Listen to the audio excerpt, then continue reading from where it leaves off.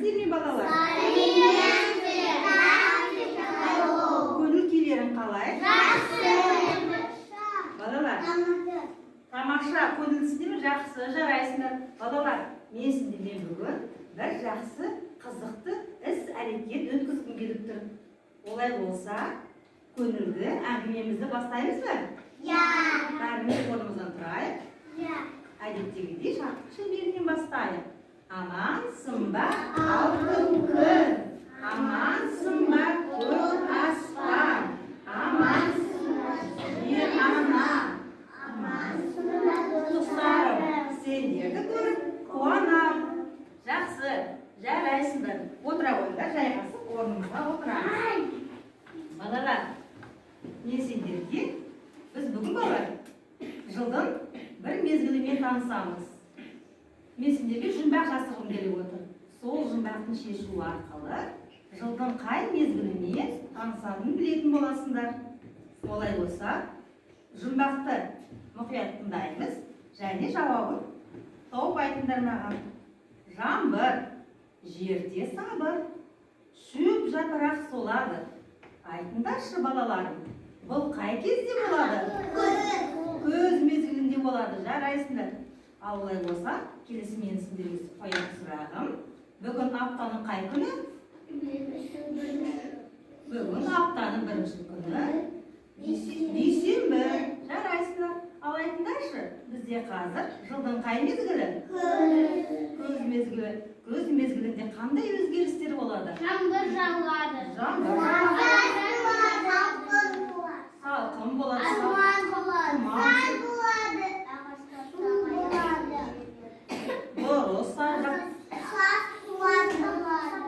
Дұрыс, жапырақтар жерге түседі.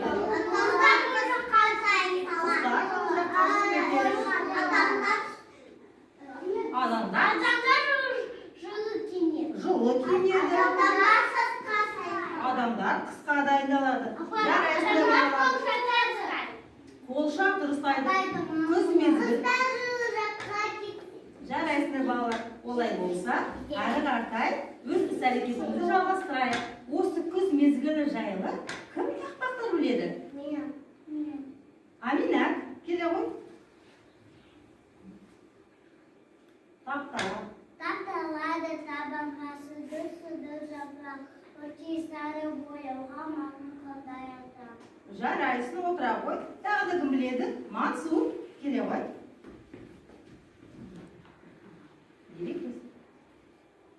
Берек есін сыйлауға. Үлкемізге Көз келді. Жемістерін жинаймыз. Шақырады біздерді. Тамаша, жарайсың, отыра ғой. Балалар, жаңа біз айтылып, күз мезгілі келгенде жапырақтар сарғаяды, көкөністер, жемістер піседі деп, солай ма? Олай болса, біз қазір көкөністер мен жемістерді сипатта деген бір ойын ойнайық. Ойын ойнаймыз ба? Ойынның шарты мынандай балалар. Мысалы, алдында себеттір, себеттің ішінде көптеген көкөністер, жемістер бар. Мен мысалы аламын, мына не балалар? Лимон. Осы лимонды мен сипаттап беремін. Менің қолымда сопақша, дәмі қышқыл, түсі сары. Бұл лимон деп айтамын. Ал бұл ойынды әрі кімге алғыстырғысы келеді? Сары. Сары келе ғой. Сары шыққан тоқышқа ғой. Саған қайсы ұнайды? Бұл? Ол алма. Шыны қандай? Тамаша. Қараш, алманың түсі қандай? Түсі қызыл, қаттыраған қатты. Түсі қызыл. Алма ағашта өседі. Алма ағашта өседі. Сен алманы жақсы білесің бе? Біз алмадан балалар не жасаймыз? Шырын жасаймыз де, алманы Варені бар. Ау. Варені одан Тоқсан жақсы. Отыра ғой, келесі кім шығам дейді? Алина.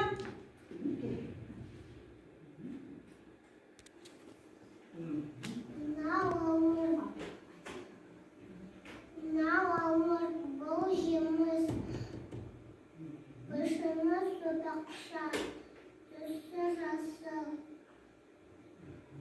алмұртты жақсы көресің бе?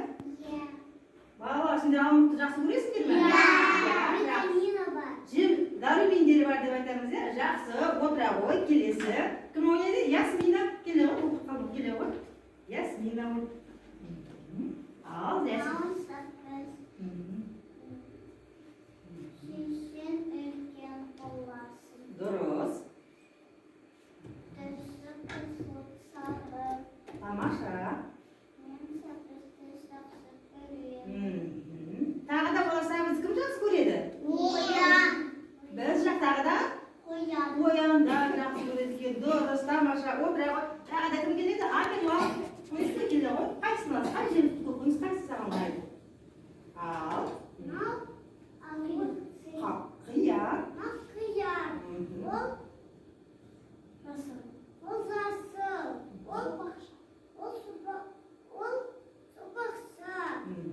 Ол Суды. суды жақсы көреді. Жарайсың.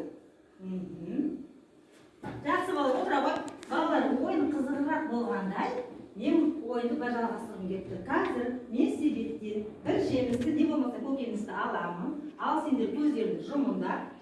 Мен де оны жасырамын. Сосын сендерге сипаттап айтып беремін. Ал сендер маған тауып айтасыңдар, көздеріңді ашыңдар.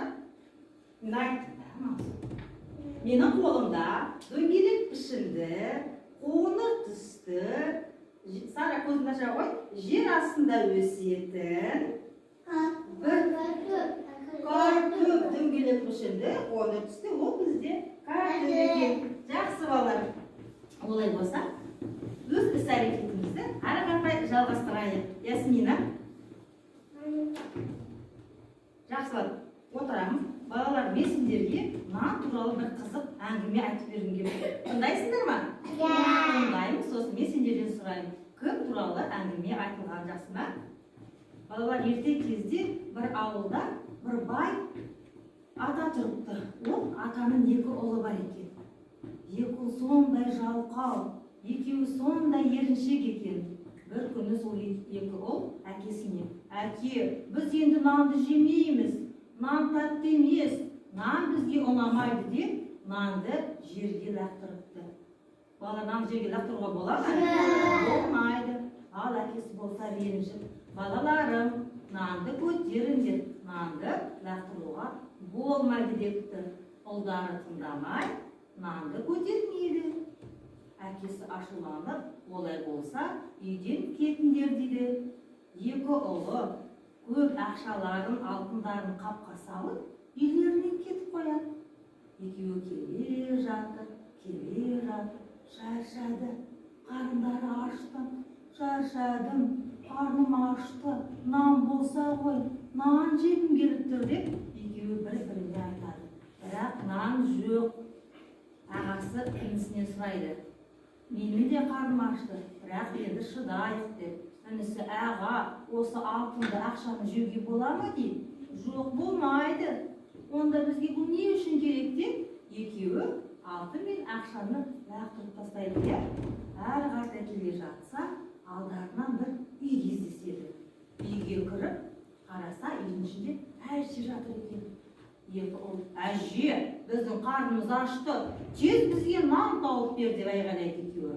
Бірақ әже төсектен тұрмайды: "Балаларым, менің басым ауырып тұр, мен ауырып жатырмын ғой, өздерің пісіріп жеңдерші" дейді. Бірақ екі ұл қандай? Жалқау, еріншек. Екеуі де тұрады: "Мен нан пісіру білмеймін, мен де нан пісіру білмеймін" дейді. Екеуі сөйтіп тұрып қарындары ашып, үйден шығып кетеді. Олай болса, жүр үйге барайық, әкемізден кешірім сұрайық. Әке бізді үйге кіргізетін шығар дейді. Екі ұл үйлеріне қайтып келеді. Әке, бізді кешірші, біз қателестік. Сен бізді кешіресің бе деп, екі ұлы әкесіне жалынады. Әкесі риза болып, қуанып, ұлдарының қателігін түсінгеніне риза болып, ұлдарын үйлеріне кіргізеді. Балалар, ас атасы нан, наннан асқан байлық жоқ. Көрдіңдер ме?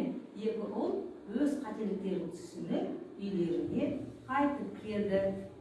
Балалар, әңгімеде кім туралы айтылған?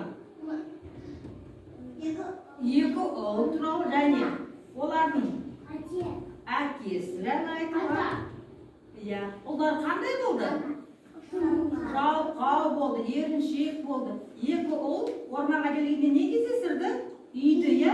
Үйдің ішінде кім болды? Әже болды. Әжеге не дейді олар? Не деп айтты? Нан берді. Қалай айтты? Нан берді. Әже бізге тез нан тауып бер деп айтты, иә? Балалар, сендер шаршап қалған сияқтысыңдар. Бәріміз орнымыздан тұрып, бір сергіп алайық. Жарты шеңберге әдемілеп тұрамыз. Мен іс-қимылмен көрсетемін, ал сендер айтасыңдар. Мен көрсетемін, сендер айтасыңдар. Ұзын құмырсқа Келіп жатыр жұмысқа.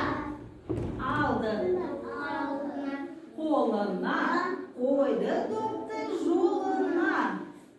Оңға қарады, солға қарады, үлкен-ау деп ойлады. Бірақ сергіп алды, иә? Олай болса, өзіміздің көңілді іс-әрекетімізді тақтамен жұмыс жасауға кірісейік. Тақтаға бізге қазір бірінші суретке шығады. Амиран. Амиран шықсын, келе ғой Амиран. Қатты көңілді айтасың. Көктем мезгілі, трактор, ол жер жыртып жатыр. Жер жыртып, Жер жыртып, дән салады. дұрыс, дән салар. Балалар көрдіңдер ме? Бұл көктем мезгілі. Тамаша Амиран жарайсың отыра ғой. Көктем мезгілінде жер әбден жылынған кезде трактор жерді жыртып, дәнді егінді отырғызады екен. Жаз бойы біздің дәніміз, егініміз жайқалып өседі. Күннің көзіне қарайды, бой жазады. Әрі қарай күз мезгілі келеді. Күз мезгілі келгенде тақтағынша мансұр шағы. Әдемі көңілді айтамыз, қатты айтамыз. Бұл күз мезгілі. Ол күз мезгілі. Тақтаға қара.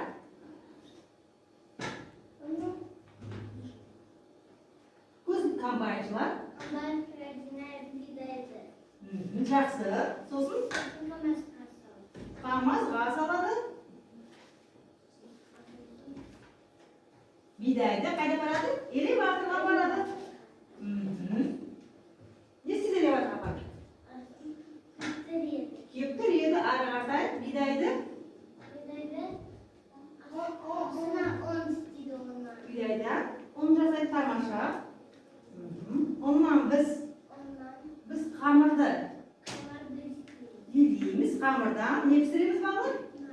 Нан пісіреміз тағы да. Тоқаштан пісіреміз, е? Бауырсақ пісіреміз. Жарайсың, тағы не пісіреді балалар? Бауырсақ пісіреміз. Бұл бізде ұлттық тағам бауырсақ. Жарайсың, Мансұр, келе ғой, мақта келдің мағыра.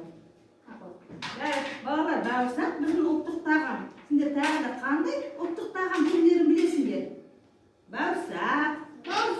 Сосын құрт, көже, қымыз, айран, бауырсақ, ет, сары май,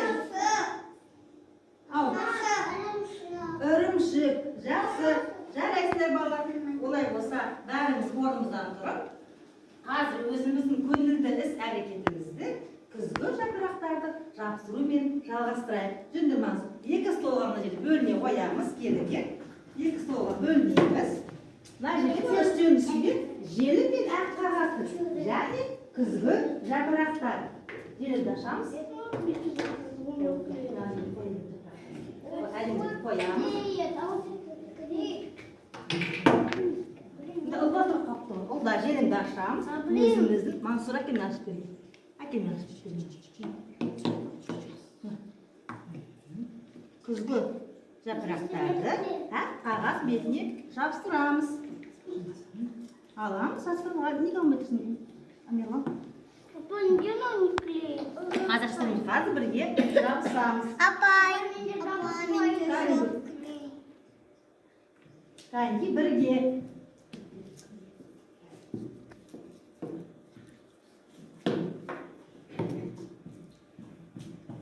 Жабыстырамыз. Апай. Міне жабыстырамыз, тағы да бірге жабыстырыңдар қыздармен бірге.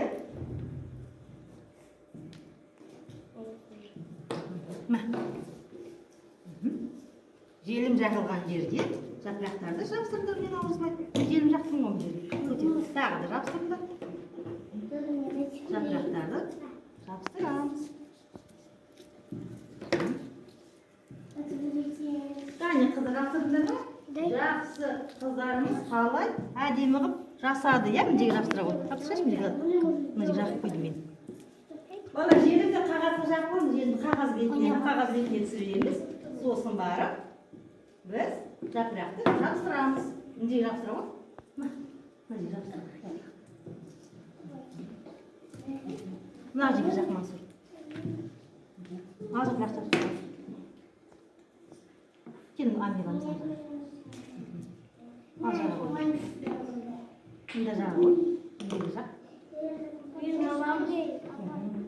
Қане қыздарды кім көреді? Қыздар болды ма? Тамаша қыздар жарайсыңдар. Қанеки қыздар өз жапырақтарын ұстап. Саған көрсетсін. Алина сая қой. Эй, падай на лист. Мансұр әкел.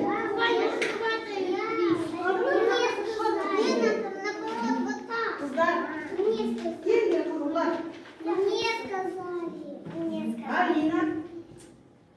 Болдыңдар ма?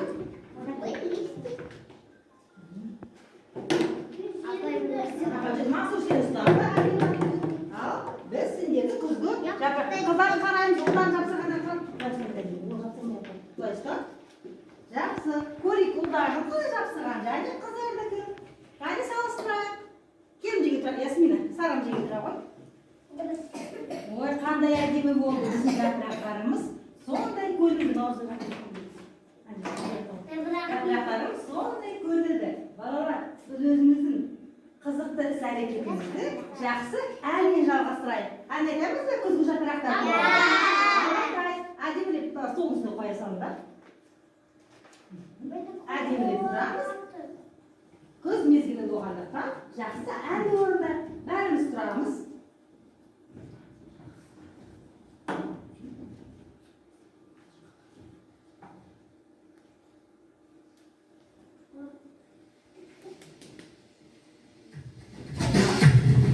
Қыздар көңілдеріңізде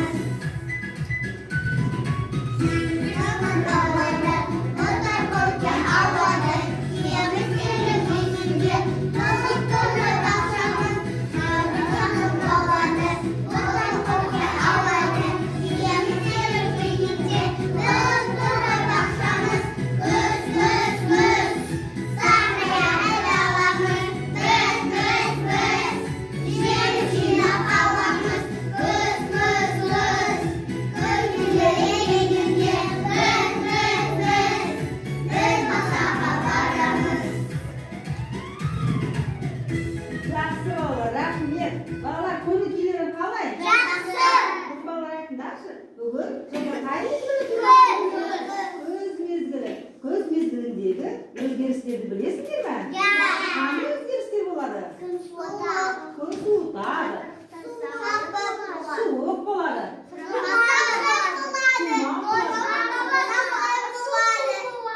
Жер бәрі су болады. Дұрыс жаңбыр жиі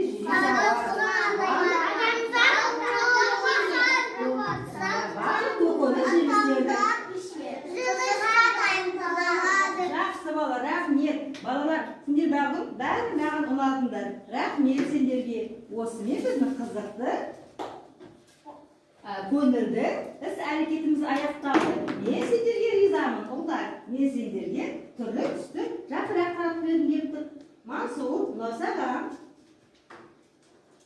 Келесі саған. Рахмет сендерге. Амирлан, жақсы қатыстыңдар. Наурызбай, өте бүгін жақсы маған ұнадыңдар. Сара, қыздар бүгін сондай әдемі болып көңілді. Алина, және Алина, рахмет сендерге балалар. Бүгінгі іс-әрекетіміз осымен аяқталды.